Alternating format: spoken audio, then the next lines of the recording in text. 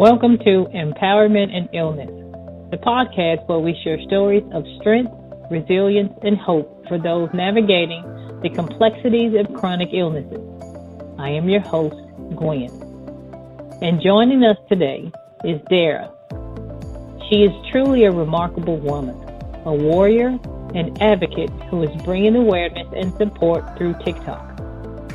She has faced multiple autoimmune diseases and, despite all the challenges, has found a way to keep a positive outlook on life. Dara, welcome to the show. Thank you so very much for having me, Gwen. I am so excited. How are you? I'm doing really well now that I'm finally able to speak with you, Gwen. It's been a rough couple of weeks, as I know you completely understand, having chronic illnesses yourself. Yeah, I know I don't have control of my body, and I let it do what it does. Sometimes when I have fatigue, I call it showstopper. So when showstopper shows up, she does her thing, I relax. I lay in the bed, I let her have her way. When she's done, I get up and then I go back to work and do whatever I need to do. But yeah, showstopper comes in and she just takes over. So I love that, showstopper. I'm going to have to use that. That's going to be my new name for it. It's amazing. Yeah. But yes, I completely agree. Sometimes, there's just nothing we can do. I always say that there is no controlling my body and my health issues. But the only thing I am in control of is my mindset. It is my mindset. So I do my best to stay as positive as possible within reason. Of course, we always have bad days, quite a few when you're dealing with chronic health issues. But that's my motto. My mindset is just that. It's mine. So if I can control one thing about all of this, it's going to be my mindset. Absolutely. I agree. Let's talk about how things started. What was life like before all this happened? What was the first thing you noticed that something was off? So before I got sick, my life was actually the best it had ever been.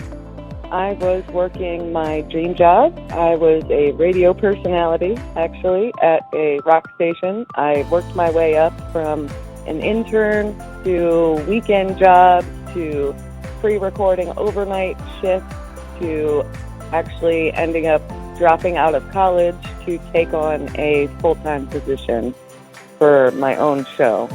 And I was so happy. I absolutely loved it. That's one of the reasons I was so excited to do this with you, is because it reminds me of those years in radio. So I really thank you again for letting me come on your podcast. It's a trip down memory lane for me. So I really enjoyed it. And I also trained horses and rode horses for 15 years before I got sick. I had my own horse. And then out of nowhere, everything just completely changed. I noticed very quickly I got a viral infection, basically the worst flu virus that you can imagine. My fevers were extremely high. I was very out of it. I was dripping in sweat, shaking. My head was killing me. I was very nauseated. Everything hurt. Couldn't really move. And they believed that I was suffering from West Nile virus. That is what the doctors had diagnosed at the time, because it turned out that, and we found out this a little later after the initial viral infection stage, that 33 people in my tiny little county had West Nile virus at the same time I did. So West Nile is a mosquito-borne illness, and since I was working around horses, they believe that that is where the exposure happened. And so I got extremely sick. And then as the months went on, I'd say over about a 3-month period, my symptoms started to change from the initial extreme like viral, fevers and all that kind of stuff, into more joint pain and constant vomiting. And when I would be at work and I would get up and try to move around, I would black out. They had called the ambulance twice to my work because I blacked out. So that's scary. It was terrifying. That's scary. Absolutely terrifying. And we had no idea. No one could really tell me what was happening. So I went from 100 miles an hour to 0 miles an hour. I went from working and being out 24/7, going to events, going to concerts, going to different events that you do, and having backstage passes and having free tabs at bars and restaurants, to stuck in bed 24/7 with no end in sight. Okay, that's a huge transformation. Based on that, going through that type of emotion, your life is just going great. Things are great, and then it's hope. How did that change you mentally and emotionally? A lot. For the first couple of years, it was extremely, extremely difficult. Mm-hmm. I've always had a pretty cheery disposition, I would say. I've always been a social butterfly. I love to be out in the world. It was hard for me to even sit at home with my parents for like a night. I always just wanted to be out, experiencing life and doing things. So to go from all of that to nothing was, as you can imagine, a very, very stressful, frustrating, and sad transition, a sad experience. At the beginning, I was very angry. I was very depressed, very sad, and confused. You ask, why is this happening to me? When will it end? When will things get better? When will things get back to normal? I tried to stay at my job for probably 5 months. I couldn't do it. I ended up having to take a leave of absence, and they told me, come back whenever you can, and that never happened. And that was really hard for me to deal with. But as the years went on, and as we found better doctors, we got more answers, and we got more quote-unquote treatments, not really treatments, but Band-Aids, to make my life more stable and to make me more comfortable. My mindset started to change. I grew in faith a lot more. I got a closer relationship with God, and because I didn't have many other people to talk to. All of my friends that I had prior to getting sick completely disappeared. So it's not like I had visitors coming to see me. It's just been my parents and I for the last 12 years. I don't have any extended family, so it's the three of us. But within that, I realized how much of a blessing that is, and how many blessings I do have, and how many things I do have to be grateful for. I've been able to spend so much time with my parents, and not a lot of people get to experience that. I find that to be a huge blessing. They're amazing. My mother is also very sick. She's had health issues my entire life. So my dad is our main caregiver for both of us. I'm extremely, extremely blessed to have that. I do not take that, I don't say that lightly. I know that that is an extreme blessing. So I started realizing that as things progressed and, in some ways got worse as far as my health issues, I started realizing, and my father would always tell me, that things could always be worse. And that used to make me really angry at first. I would be like, no, I'm dealing with so much. Like, no, things could be so much better. But as time went on, I realized that he was 100% correct. The days before I got sick, I took for granted. We take so much for granted every single day of our lives. Every little thing, big things. And I realized that I did not appreciate those times. I didn't appreciate those days. And that things could always be worse. And realistically, things will be worse. at some point in everyone's life. You're going to have the worst day of your life. You'll have a few of them in your lifetime. And you'll realize that you took for granted the days before those horrible days. Even if you have a boring day, or if you have a not so great day at work, those days are still better than your worst day of your life. So you need to take a look at those days and remember that things could be worse. It may have been a bad day or a high pain day, but it's something to be grateful for in every single day. So that's really my mindset and what I keep at the forefront of my thought process as I spend most of my day in my bed. I do not leave my home. I haven't in a very long time, except for doctor appointments. So that is how my mindset has really changed over the last 12 years. In the beginning, I was very angry, very, very sad. But as time went on, I've been able to change that around. I'm also very grateful for that.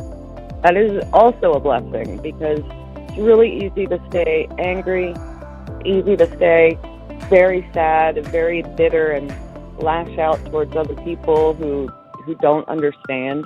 I think we have to remember that for most of us who got sick later in life, before we got sick, we didn't understand.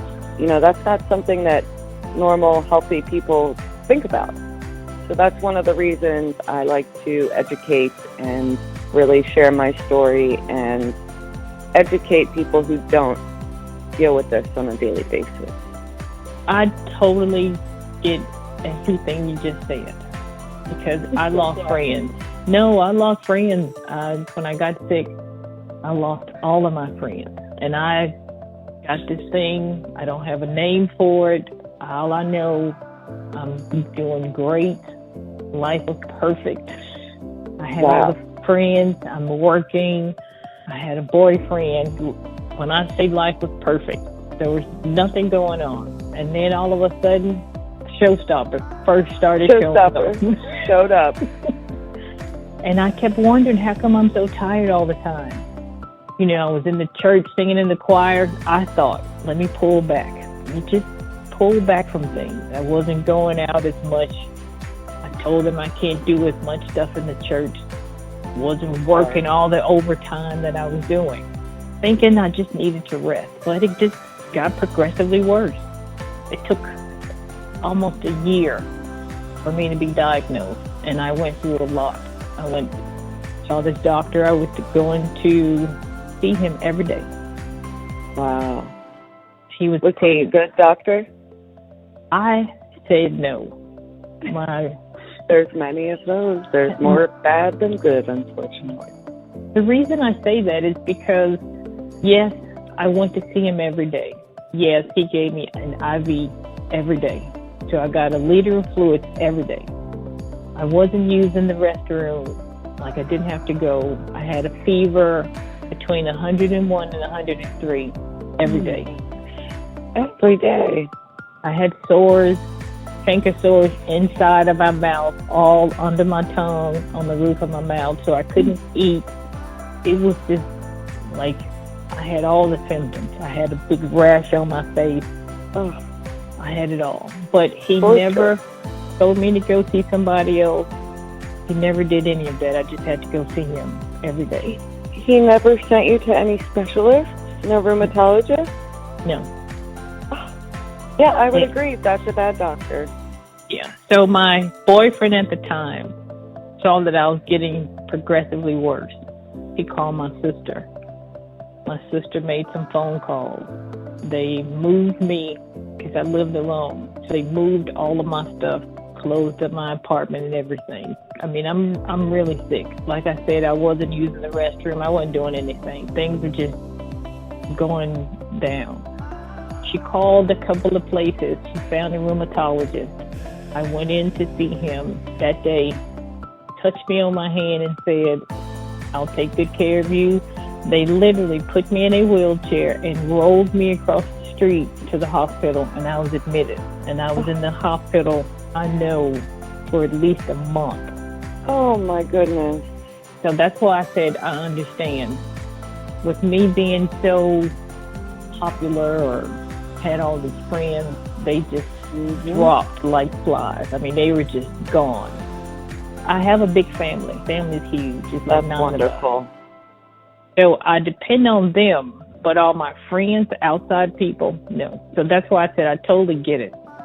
It sounds like and I feel like a lot of our stories as far as people with chronic illnesses are the same in so many ways.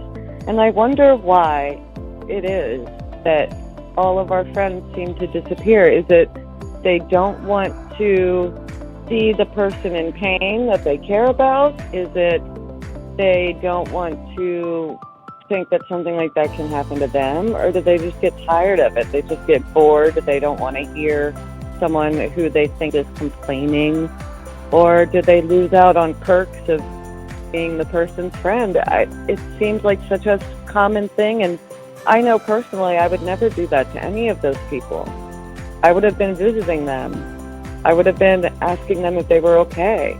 I had a friend who got into a severe car accident, and right before I got sick, I was picking him up every week to take him to the movies, just to get him out of the house.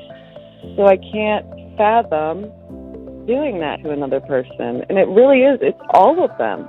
I have one friend that I'm still in contact with. One. Out of all of those people that I've known for, my 21 years of life, basically. Mm-hmm. One. I don't know if it's that they don't want to see us being sick. I do think that sometimes it's a little annoying when you want to go somewhere and then I'm the one saying, sorry, I can't go right now. I'm not feeling well. Because if you always pulling out, they're going to say, well, she's too sick to go, or she'll never go. So I get that. Stop asking. Yeah, I get that. One day, my sister, she had this gathering. She wanted everybody to come to her house. And I told her I wasn't feeling well. And she said, okay. Do you know she brought food and all the people to my house? God bless her. Because I didn't want to get out because I wasn't feeling well. She brought everybody to the house. Now, I'm laying on the couch with a blanket. And everybody just comes in and you're like, I appreciate this, but I am not moving up off this couch. But she was like, don't worry about it. She's like, you can't come to us, we'll come to you. Oh, that warms my heart. So we sat down, we played games and watched movies. And I was telling her, I told her that was the best medicine because, I'm tired. Showstopper, when, like I told you, when she comes around, I let her... She shows up and ruins the party, doesn't she? Yeah, I let her take away. But when she did that, it helped. And it got me, I wasn't so down. That must have lifted your spirits so high. That is so beautiful. Yeah. So... Oh, I'm so blessed you're blessed with such an amazing family. That's why I know what it's like to take things for granted. Before I got sick, I didn't care about any of that stuff. I wouldn't have worried about anything. You don't pay attention to that. When I couldn't walk because I had to have hip surgery, I had both of my hips replaced and I couldn't walk. Goodness. I didn't know how I was going to feel. So now, when I watch people and I'm like, you have no idea how wonderful it is that you can walk every day and not worry about whether or not you're in pain. Most people don't think about that. No, they don't.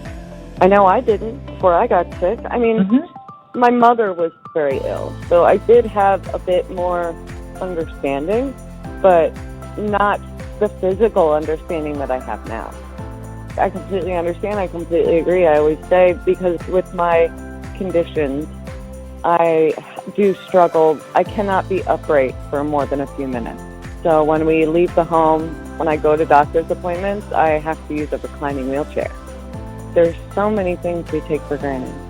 Even just having all of our senses, eyes, nose, ears, those are huge things that people lose. Exactly. So tell us exactly what your diagnoses are. As you know, they tend to change. So I have been misdiagnosed and re-diagnosed multiple times. But as of right now, I was seen by a wonderful doctor at Johns Hopkins, this took about 5 years to really start to understand what was actually happening with me.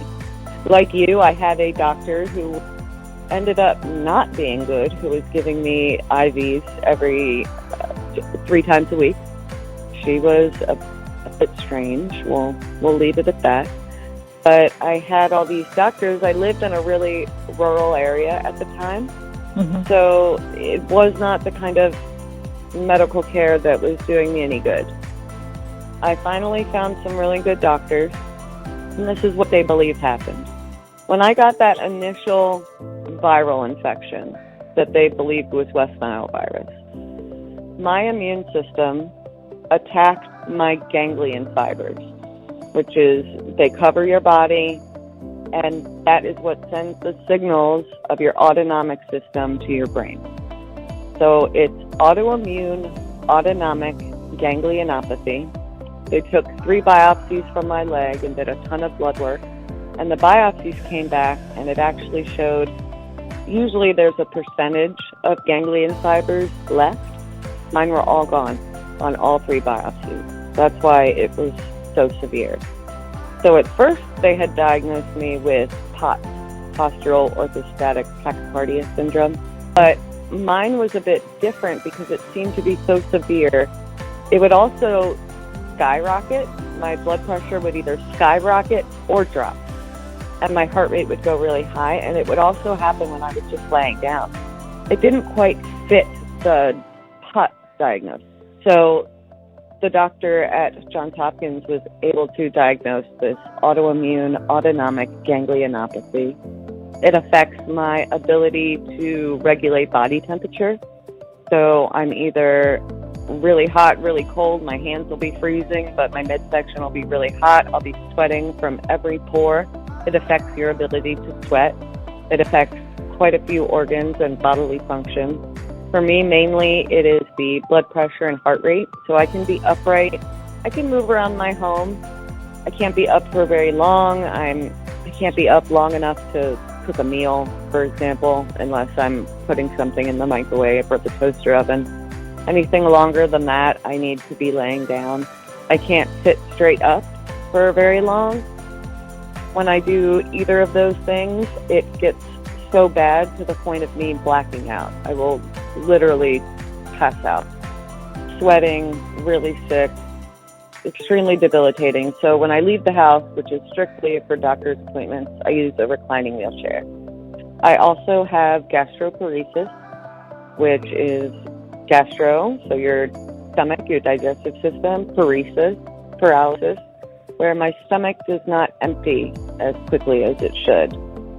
So anything I eat is going to sit in my stomach for a very long time, up to a week, sometimes even longer. One meal will sit there for that long. So it makes me extremely sick, always very nauseated. At the beginning, I was dealing with a lot of vomiting constantly and some other things that I don't think any of the listeners would like to know about. Some other symptoms that I don't think we need to describe that you can imagine when it comes to the digestive system. Right. So my immune system attacked my ganglion fibers, my digestive system, and my healthy joints and tissues. So it is very similar to lupus and the other autoimmune diseases, but I don't quite fit into one box. So it's undifferentiated connective tissue disease. I have the high markers, the ANA, the special ANA, not the, average ANA that they take and say, oh, this one, everyone could have a high one. There's a special one that they do through a specific diagnostic lab, and that's always been extremely high. And then some other markers that don't quite make sense. They don't quite fit into one box. And since I have symptoms of other diseases, other autoimmune diseases, I don't fit into one singular box, which is, in a way, is frustrating because I don't get a specific answer besides this. Your immune system is attacking everything. My joints, my healthy tissues. I also get the butterfly rash that I'm sure you are extremely familiar with. Yes. I get sores in my mouth. I get a lot of blistering all over my body. sometimes. I used to get horrible blisters all over my stomach. And then when I was started on one type of autoimmune drug, the blisters completely went away. So that's how they knew a lot of this was autoimmune related. They did a lot of trial and error with me. I also have Ehlers-Danlos syndrome, which is actually a genetic disorder that I've had since birth, but we had no idea. It causes your body not to produce collagen correctly. So my joints will dislocate extremely, extremely easily, which is funny because that happened to me a lot growing up, but we just thought it was a freak thing. We thought it was me growing and my joints just not fitting into place. I don't know. Never went to the doctor about it. I remember my jaw used to dislocate all the time when I was younger, and it was so terrifying that I would punch myself in the face to get it to unlock because it was so severe. I couldn't move it at all.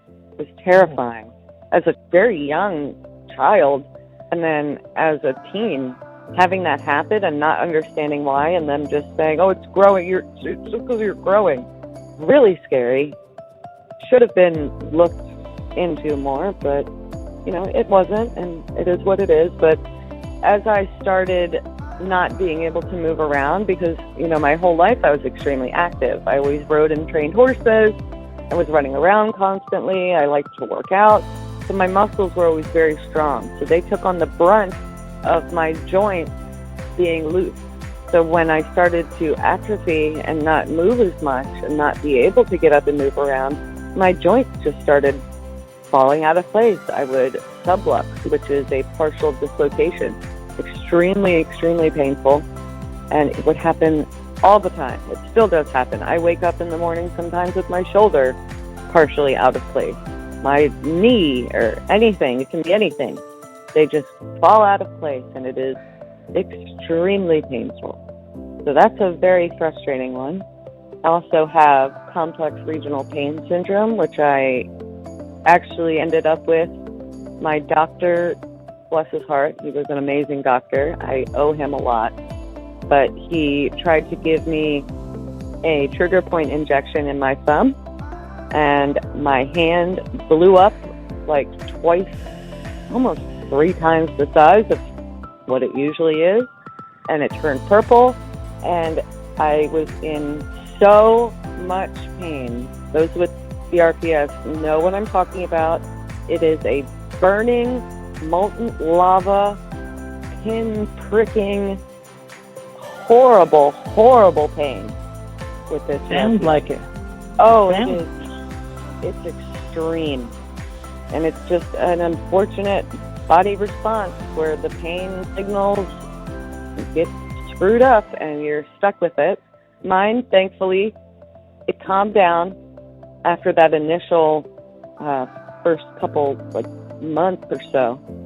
It's calmed down, but I do have a lot of nerve damage, nerve tingling and pain around my left hand. Mm-hmm. Sometimes it'll flare up, but I'm very blessed that it's not as severe. It's never gotten as severe as it was that first time, but they said if I ever need any type of surgery or I can't have any injections or anything done to that hand or really anywhere, because the likelihood of it happening again is higher every time. So that's concerning. I've also dealt with cerebral spinal fluid leak. I have a chronic leak, which is not fun. So I've been very blessed that my doctors knew what to look for. The fluid that basically holds your brain up, keeps your brain floating, that diminished. I had a epidural to try to help with lower back pain from my pudendal neuralgia, and my fluid started leaking. So it causes the most extreme, horrible headache you can imagine. You really can't imagine it until you've had one. It is so specific of a headache. You have to be laying flat. If you move even the slightest bit, you feel like your head is going to explode. Like it is ready to pop right off your shoulders. It's horrendous. So they give you a blood patch where they take some of your blood and they put a needle in your spine and they push your blood back into that area first of all, it fills it back up, but the hope is that it'll clot over the leak. But I kept needing more blood patches, and my records were sent to it was a specialty thing through my insurance, and they looked through all of your medical history and any imaging you have, and they found that I had a cavernous region in my spine where the CSF was actually building up. So whenever I would get the blood patch, the CSF would just float into that region, and my body couldn't keep up with it. So my body couldn't produce enough CSF to refill that area. They wanted me to fly across the country to a specific doctor to fill that area with fake bone, some kind of fake bone substance. And I said, you know what, the blood patches aren't that bad. they're pretty quick. Knock on wood, I haven't needed any. I've had 4. I haven't needed any in a few years. I think I'll just stick with those. They're pretty straightforward. I don't think I want any spinal surgery involving bone substance going into my spine. I think I've had enough faulty surgeries and bad medication effects. I think I'm okay. I'll deal with the blood patch. I'm good. I'm good on that. I have endometriosis and quite a few other health issues. So it's a long list. It's a pretty lengthy list. Before we leave, I would like to close with a special portion of the show I call Healing Heartbeat. This is where we allow ourselves to wallow in sorrow. Give yourself 3 minutes to laugh, cry, scream, cuss, or just sit in silence. Whatever you need to do to feel it, do it. Let the depression in for only 3 minutes. Once you've reached 3 minutes, compartmentalize it and get back to living. This is a rinse and repeat behavior.